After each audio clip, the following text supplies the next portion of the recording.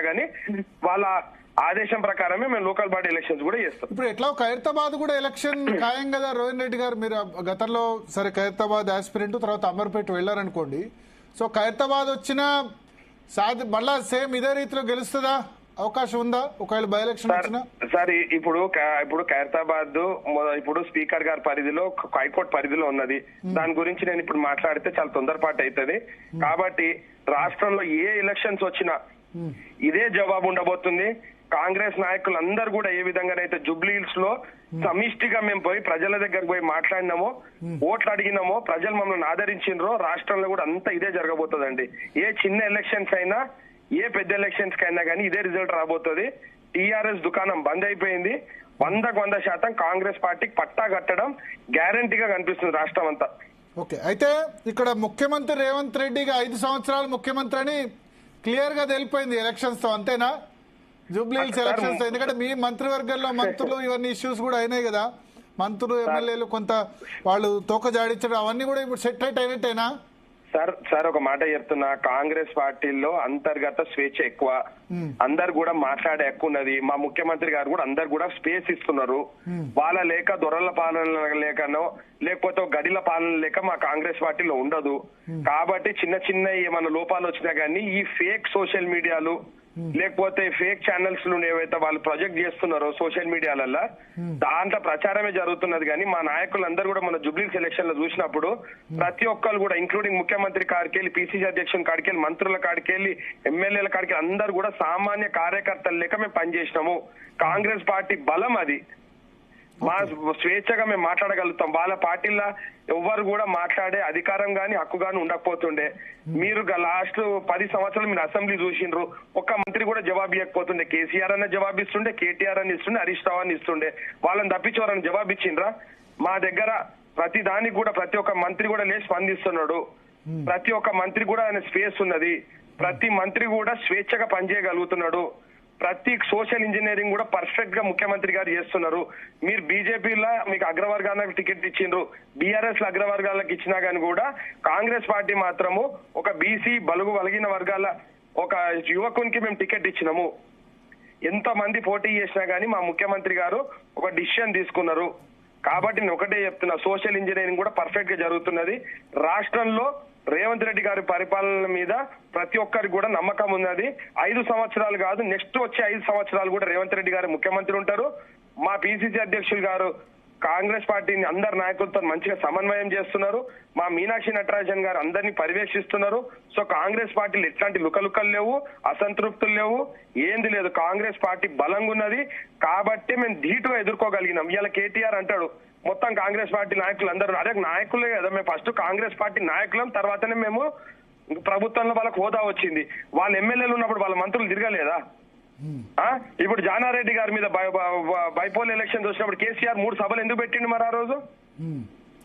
ఈ రోజు మాట్లాడుతున్నారు వాళ్ళు ఎంత వాళ్ళు చేస్తేనేమో పతివ్రత లెక్క అంటారు, వేరే వాళ్ళు చేస్తేనేమో వేరే విధంగా మాట్లాడతారు వీళ్ళు.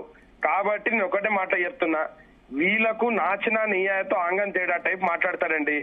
ఓడిపోయితే ఒక తీరు, గెలిస్తే ఒక తీరు. వాళ్ళకి రాష్ట్రంలో పుట్టగతులు లేకుండా అయిపోయినాయి. కాబట్టి ఇక తోతిరి తొండి అంటాం చూసినావా, తోతిరి తొండికి వాళ్ళు ఎత్తుకున్నారు ఇప్పుడు. కాబట్టి నేను కేటీఆర్కి ఇప్పటికైనా చెప్తున్నా, ఇప్పటికైనా సిగ్గు తెచ్చుకొని నీ పొగరు అంచుకొని ఒక ప్రతిపక్ష నాయకుని లెక్క వ్యవహరిస్తే మంచిది. లేదా నీకు పుట్టగతులు ఉండవు రాష్ట్రంలో, మళ్ళా నువ్వు అమెరికా పోవాల్సిందే. అమెరికాలో పోయి నువ్వు లాస్ట్ అప్పుడు ఏమైతే ఉద్యోగం చేసినావో అదే ఉద్యోగం చేయాల్సిందే. ఇప్పటికైనా నేను ఒక మాట చెప్తున్నానండి, ఈ రోజుకైనా మా నాయకులందరూ కూడా కాంగ్రెస్ పార్టీలో మేము గాంధీ భవన్ ఉన్నప్పుడు అన్నారు, ఏమన్నారు?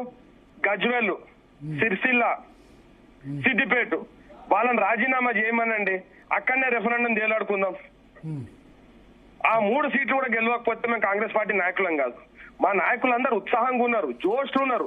గజ్వేల్, సిద్దిపేట, సిరిసిల్ల కూడా కొట్టేస్తారు. ఇదే ఊపులో గజ్వేల్, సిరిసిల్ల, సిద్దిపేట కూడా కొట్టేస్తారు. 100% కొడతాం సార్. వాళ్ళని రాజీనామా చేసి రమ్మనండి, తర్వాత చూద్దాం. ఇక ఓకే వాళ్ళకు దమ్ముంటే, ధైర్యం ఉంటే, వాళ్ళు పెద్ద నాయకులు కదా, అక్కడ రాజీనామా చేయమనండి. మా నాయకులందరూ, కాంగ్రెస్ పార్టీ నాయకులందరూ కూడా ఒకటే మాట మీద ఉన్నారు, సార్ ఇవన్నీ ఎందుకు ఇక ముసుగుల గుద్దలాట, వాళ్ళ 3 సీట్ల రిజైన్ చేయమని చెప్పి వాళ్ళ సంగతి ఏందో తెలుస్తామన్నాడు. ఒక నాయకుడు 10 సంవత్సరాలు ముఖ్యమంత్రిగా ఉండి ఇప్పుడు ప్రతిపక్ష నాయకుడి కింద హోదా ఇస్తే ఫామ్ హౌస్లు ఉంటారా అండి? అంటే ప్రజల బాగోగాలు చూసుకుంటానికి లేదా?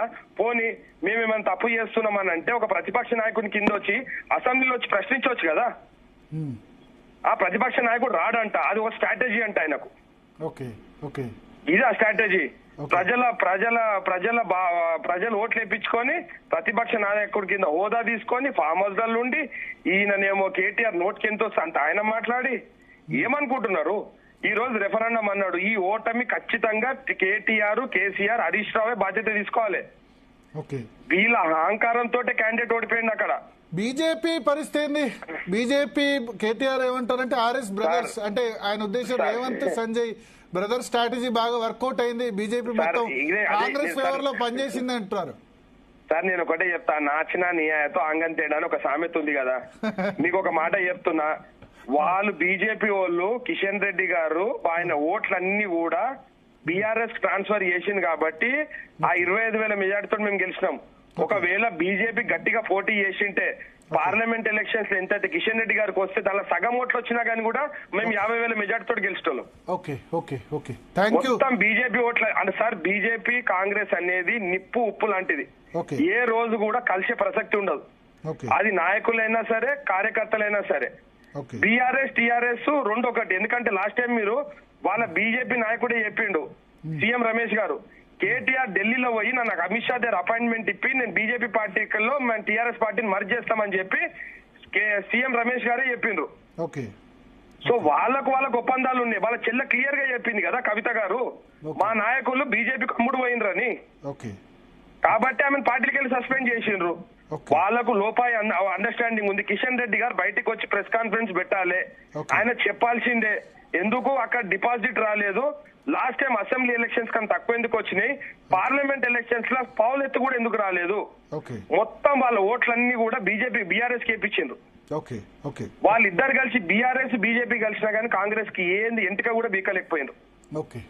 థ్యాంక్ యూ రోహన్ రెడ్డి గారు కోసం మీ సమయం కేటాయించినందుకు. మనతో పాటు మంత్రి పొన్నం ప్రభాకర్ గారు ఉన్నారు.